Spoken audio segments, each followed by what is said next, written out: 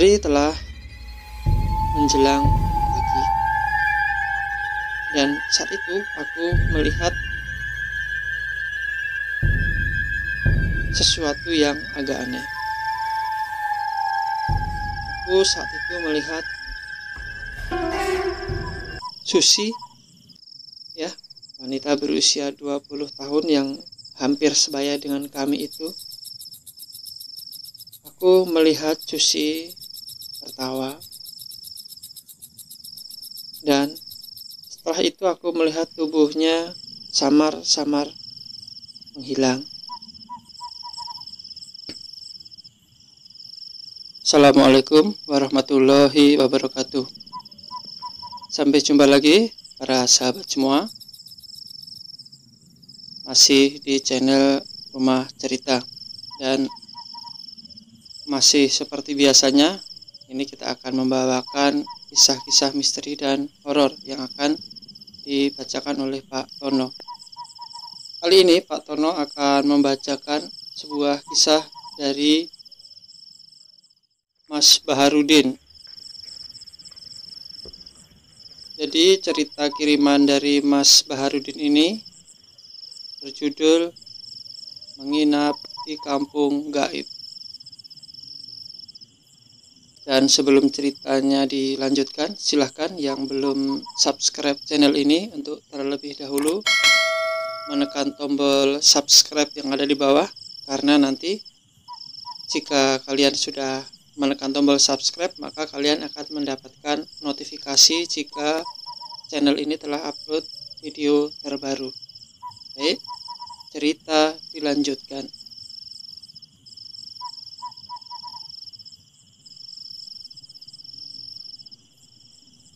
Tahun 2020. Saat itu aku adalah seorang mahasiswa yang kuliah di Jogja. Saat itu setelah memasuki liburan panjang, aku segera mengajak beberapa temanku untuk muncak di salah satu gunung yang ada di daerah Magelang, yaitu Gunung Merbabu. Ya, perkenalkan, namaku Bahar atau Baharudin, usiaku 23 tahun. Waktu itu aku naik ke gunung 5 orang, aku dan 4 orang teman lainnya, yaitu Samsul, Ahmad, Leo, dan Iqmal. Usia kami saat itu tidak selisih jauh. Samsul sendiri berusia 22, kemudian Ahmad 21, Leo 20, dan Iqmal berusia 23 tahun, sama seperti aku. Selama perjalanan muncak aku lalui dengan lancar saja. Waktu itu aku masuk melalui pos Pokas. Ya, karena memang melalui pos Pokas ini aku sudah berpengalaman 3 kali lewat pos itu, sehingga aku pikir aku sudah familiar. Dan Iqmal pun ternyata juga sudah beberapa kali naik ke Gunung Merbabu. Di waktu naik itu aku tidak menemukan satu kejadian apapun, tidak ada kejadian-kejadian aneh. Dan akhirnya sekitar jam 3 siang aku turun lagi dari puncak. Perjalananku dari puncak ini sangat lancar. Namun memang saat itu karena kami sambil menikmati pemandangan alam, saat itu perjalanan yang harusnya dilalui sekitar 5 atau 6 jam, saat itu lebih dari 8 jam harus kami jalani, karena perjalanan kami sangat pelan dan kami waktu itu sering sekali istirahat. Bahkan pernah berencana akan nginap di tengah perjalanan saat turun. Tapi itu kami batalkan karena aku ingin berencana menginap di salah satu kampung yang ada di kaki Gunung Merbabu. Ya, sekitar 4 atau 5 tahun yang lalu aku pernah ke kampung itu dengan salah satu temanku yang memang berasal dari kampung yang ada di kaki Gunung Merbabu. Sebenarnya jaraknya dari pos masuk Okas ini hanya sekitar 1 kilo.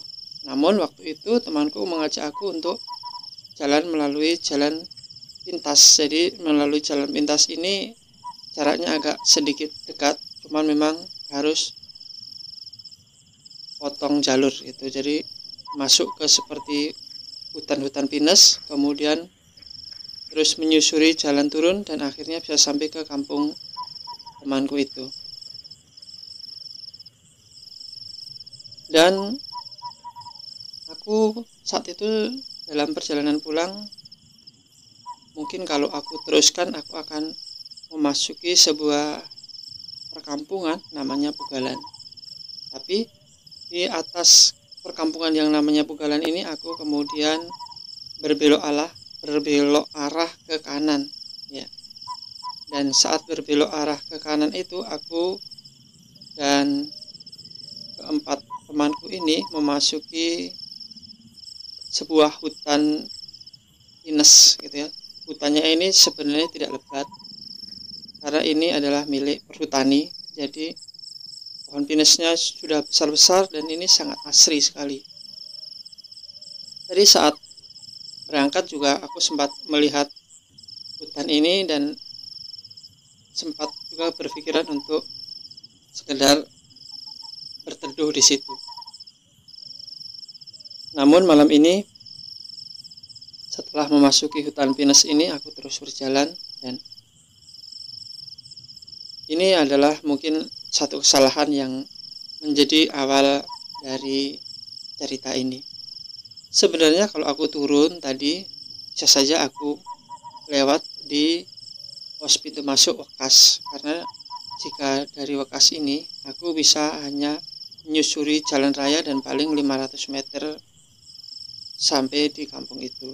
Tapi saat itu aku lebih memilih untuk potong kompas karena ini dirasa lebih dekat melalui jalur ini.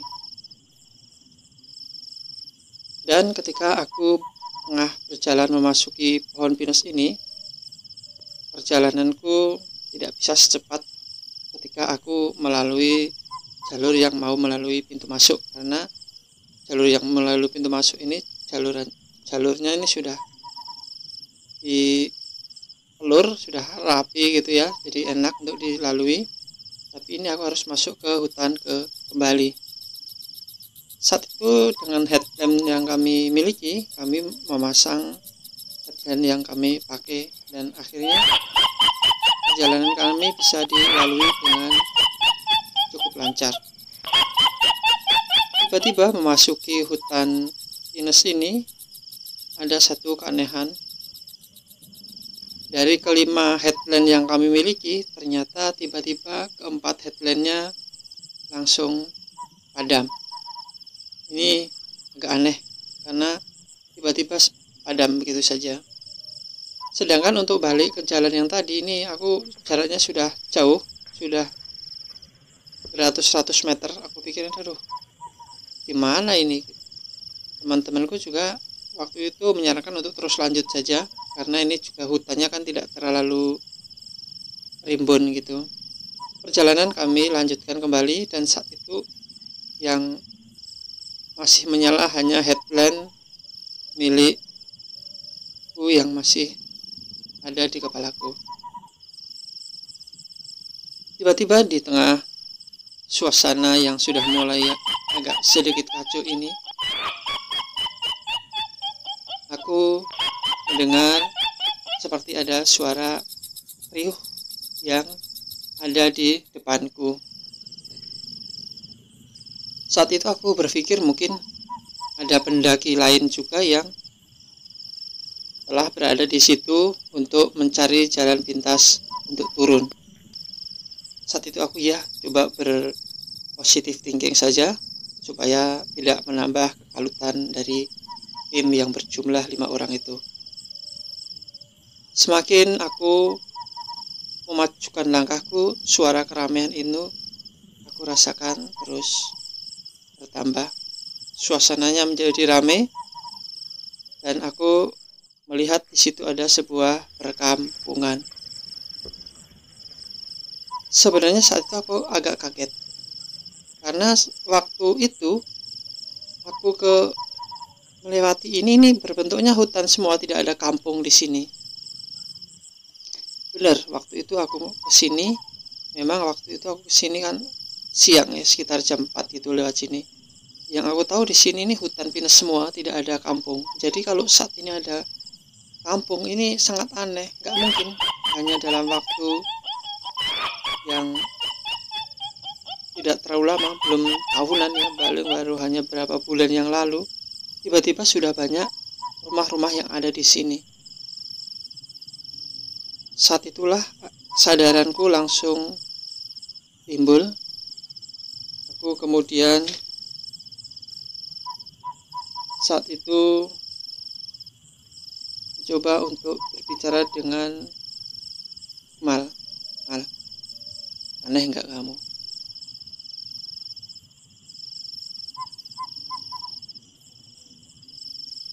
Iya nih, aneh.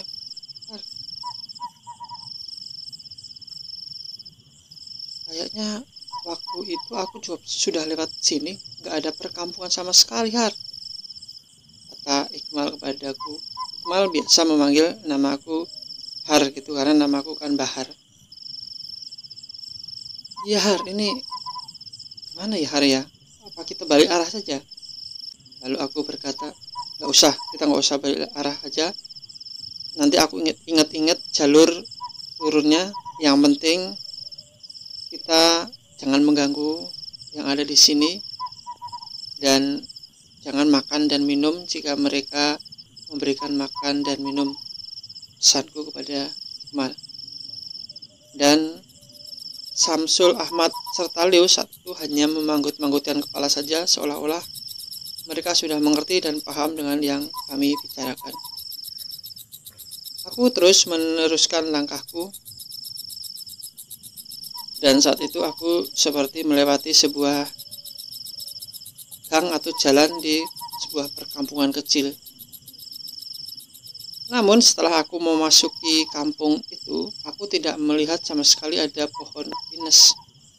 Jadi sebelum masuk kampung aku lihat banyak pohon pinus, tapi setelah di dalam kampung ini aku tidak melihat satupun pohon pinus yang ada di situ. Saat itu aku lihat ada aktivitas yang tidak biasa. Dalam kesadaranku, aku sadar benar bahwa ini posisinya adalah malam hari, sekitar jam 8 atau jam 9 malam. Tapi mengapa di kampung ini kok tidak gelap gitu? Bahkan di kampung ini sepertinya siang, walaupun aku tidak melihat matahari yang ada di atas. Aku juga melihat rutinitas penduduk yang ada di tempat ini seperti sebuah rutinitas di siang hari. Dan dalam perjalananku ini aku mungkin orang di situ memang ramah-ramah gitu ya. Aku beberapa kali dipersilahkan mereka untuk mampir ke rumah mereka. Mas, mampir dulu mas, minum-minum. Kata seorang penduduk yang ada di kampung itu. Iya Pak, terima kasih Pak. Ini saya bawa minuman Pak, jadi biar saya lanjut perjalanan saja Pak, daripada nanti telat, kataku kemudian. Dan ternyata bukan hanya satu orang itu saja yang memintaku untuk sekedar mampir atau berteduh ke rumahnya. Ternyata ada beberapa orang juga yang mempersilahkan kami untuk mampir. Namun beberapa tawaran itu kami tolak dengan halus supaya mereka tidak tersinggung.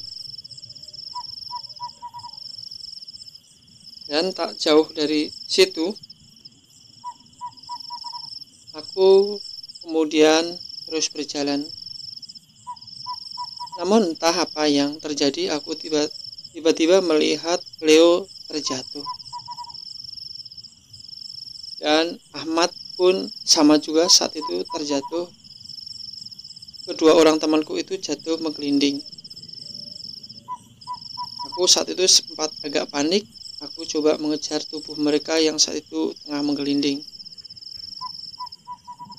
Dan aku lihat kaki mereka sedikit berdarah. Dan ternyata benar, Ahmad dan Leo mengalami keseleo di kakinya. Ini kayaknya kalau dilanjutkan nggak bisa ini. Ini harus cari pertolongan pertama nih. Untung aku bawa kotak P3K batinku. Dan saat itu ada seorang bapak-bapak yang mempersilahkan aku untuk mampir.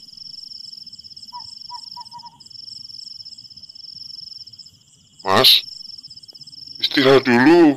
Itu dua temannya kayaknya jalannya sempoyongan gitu. Takut apa-apa mas kalau dilanjutkan. Gak usah dipaksakan. Nginep, nanti besok baru turun mas. Jangan dipaksakan, bahaya. Kata orang itu padaku. Kami saat itu mencoba untuk berpandangan mata, meminta persetujuan dari tim. Dan aku tahu ini memang berada di tempat lain, tapi melihat dua kondisi temanku yang seperti ini juga tidak bisa kami anggap enteng. Makanya aku saat itu kemudian menyetujui apa yang disarankan bapak itu. Akhirnya aku mampir ke rumah bapak itu. Bapak itu memperkenalkan, namanya adalah Pak Gito, usianya 44 tahun. Pak Gito saat itu mempunyai seorang istri bernama Ibu Hikmah yang usianya adalah 43 tahun dan dia mempunyai dua orang anak bernama Parjo dan Susi.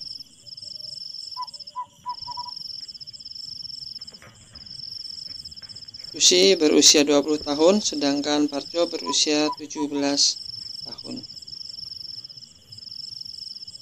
Ketika masuk di rumah Pak Gito inilah aku sempat ngobrol-ngobrol dengan Parjo dan Susi, sedangkan Bu Hikmah saat itu membuatkan teh manis untuk kami.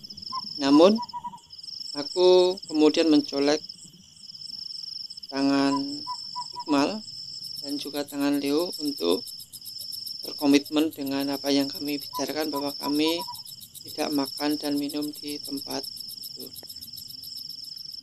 Akhirnya aku memberikan penjelasan kepada Pak Gito. Pak, maaf Pak, saya dan teman-teman tidak makan dan tidak minum, sedang puasa Pak. Aku berbohong kepada Pak Gito. Rupanya Pak Gito maklum dengan apa yang aku ucapkan itu. Oh iya mas, gak apa-apa mas. Bu, gak usah dibikin minuman, soalnya pada puasa, kata Pak Gito mengingatkan Ibu Hikmah yang saat itu sedang ada di dapur.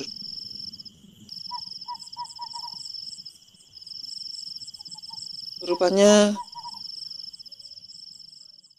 kami saat itu agak sedikit lega, ternyata Pak Gito tidak marah. Aku berpikir mungkin Pak Gito ini adalah salah satu penghuni daerah ini yang tidak terlalu jahat. Kemudian kedua orang temanku itu di kakinya dikasih seperti minyak urut biar dia tidak terlalu sakit ya, karena saat itu kakinya mengalami sedikit kram juga dan terkilir.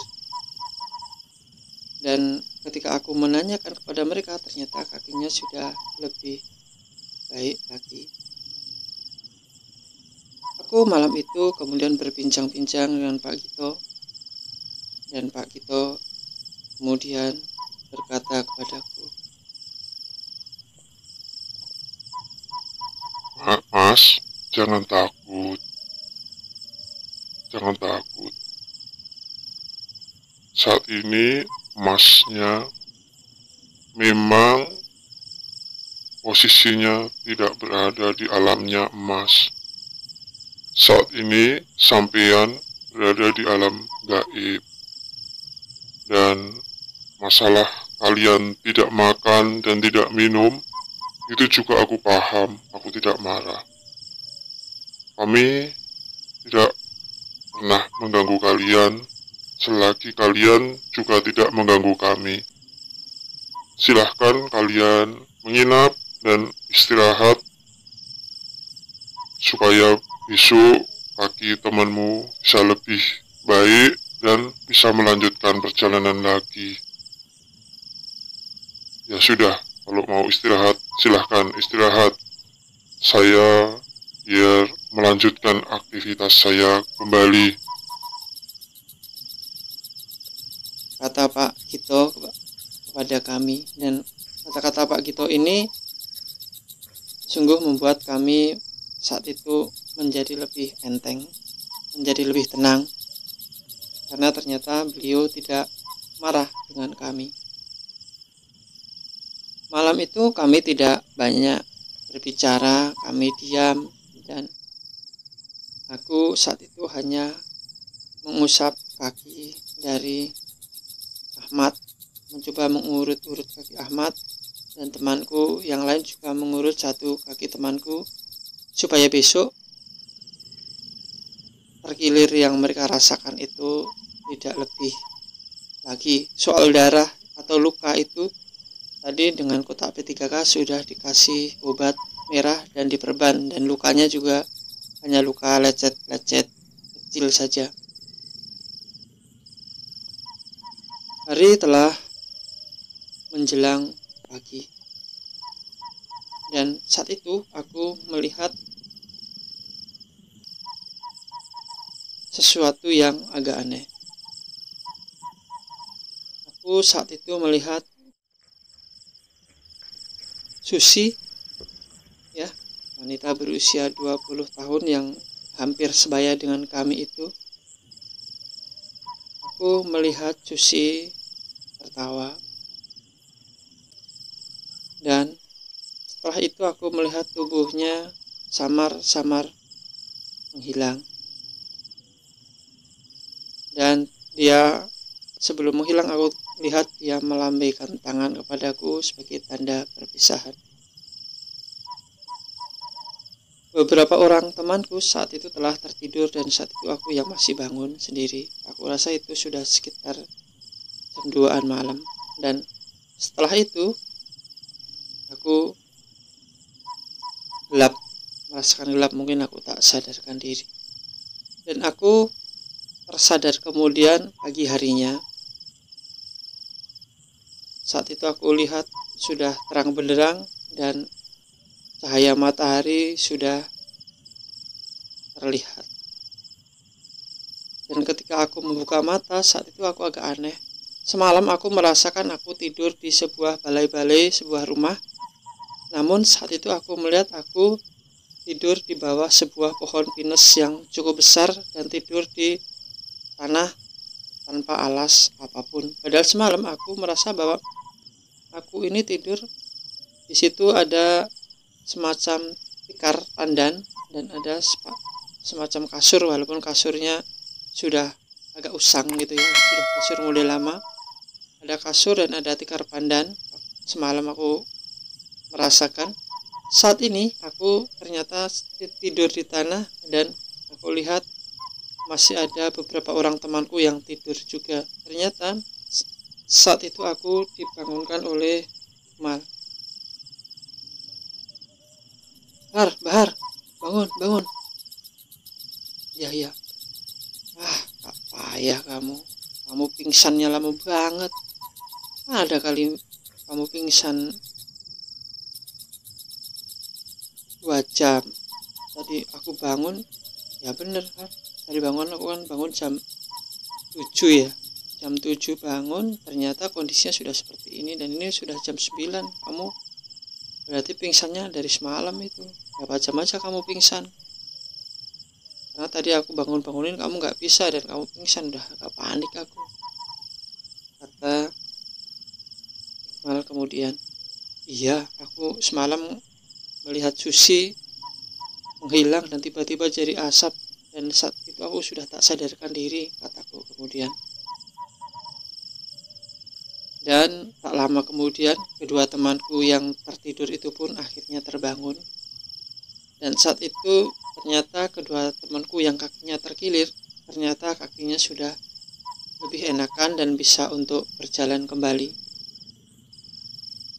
Dan ya, kami bersyukurlah, ternyata saat masuk ke alam atau dimensi lain ini ternyata kami tidak mengalami masalah apa-apa. Mungkin karena sang penunggu yang ada di wilayah ini adalah termasuk golongan-golongan makhluk halus yang cukup bersahabat, sehingga mereka tidak mengganggu perjalanan kami.